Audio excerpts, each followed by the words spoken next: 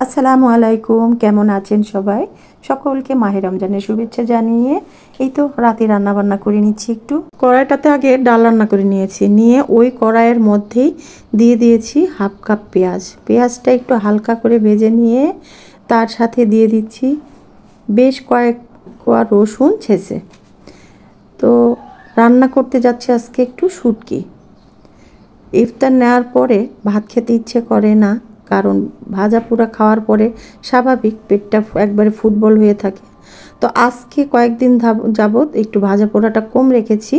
শরবত, ফ্রুটস এই মানে এগুলো খেয়েই একটু তরমুজ এগুলো খেয়ে নামাজটা পড়ে তারপরে উঠে ভাবছি আজকে একটু ভাত খাবো। আর ভাত কী দিয়ে খেতে ইচ্ছে করছে? শুটকি দিয়ে। কয়েকদিন আগে ছেলে বাজার থেকে অনেকগুলো শুটকি নিয়ে এসেছিল, ও কয়েকটা রোজা এখানে ছিল, তো শুটকি ওর খুব পছন্দ, আমারও পছন্দ। তো কয়েকদিন ভর্তা টর্তা করে দিলাম, আমরাও খেলাম। আর একটু ছিল, আজকে এটা দিয়ে যে রান্না করে নিচ্ছি, একটু সবজি দিয়ে খেতে ইচ্ছে করলো আজকে শুটকি। তো তো এখানে সব কিছু দিয়ে একটু টমেটো কিন্তু একটু কেটে দিয়েছি, সব দিয়ে মশলাগুলো আগে একটু কষিয়ে নেব। তো শুটকিতে আদা যেমন তেমন, রসুন আর পেঁয়াজ কিন্তু বেশি লাগে। তো টমেটোটা অ্যাড করতে ভুলে গেছিলাম, সেটা ঢেলে দিলাম। তো গুঁড়া মশলা, লবণ, হলুদ, মরিচ, একটু ধনা জিরা আর সামান্য একটু আদা রসুন বাটা ছিল, সেটা দিয়ে একটু কষিয়ে নিচ্ছি। আর এই যে কী সবজি দিচ্ছি, গাছের দুটো ছোট ছোট বেগুন আর হলো দেশি এক মোটা আলু, জাস্ট এইটুকু দিয়েই রান্না করব। তো শুটকিটা সবজি দিয়ে খুব কমই খাওয়া হয়, আজকে খেতে ইচ্ছে করছে, এই জন্যই রাত্রেবেলা রান্না করতে এসেছি যে একটু ভাত খাবো চারটা। আমরা বাঙালি যাই খাই যা না খাই, যেটাই করি না কেন, ভাতটা খেয়ে আমরা তৃপ্তি পাই। আর এই জন্যই ইফতারিতে ভাজা পোড়া কম রেখেছিলাম, আর 2-3 গ্লাস শরবত আর একটু ফ্রুটস টোটস খেয়েই পেটটা ভরে গেছে। নামাজটা পড়ে উঠে চলে এসেছি রান্নাঘরে। আর শরীরটাও আমার খুব একটা ভালো না, বেশ কয়েকদিন ধরে একটু অসুস্থ বোধ করছি। তো রান্নাটা আমি তাছাড়া দুপুরেই কিন্তু রান্না করে ফেলি। তো ইফতারি করে একটু রেস্ট নিয়ে তো রান্নাঘরে চলে এসেছি। ফ্রিজটা ঈদের আগে ফ্রিজ দুটো একটু ডিপ ক্লিন করে নিলাম। তো ওর বাবা হেল্প করলো, যেহেতু আমি একটু অসুস্থ।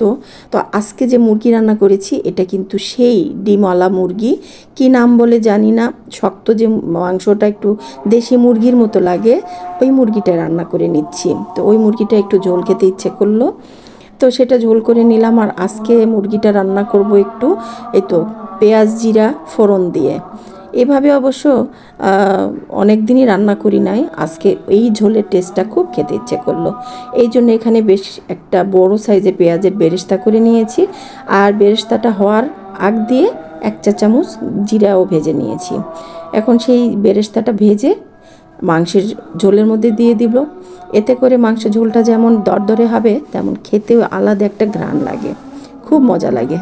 আপনারা কে কে খান এরকম জিরা আর পেঁয়াজের ফোড়ন বাটা দিয়ে?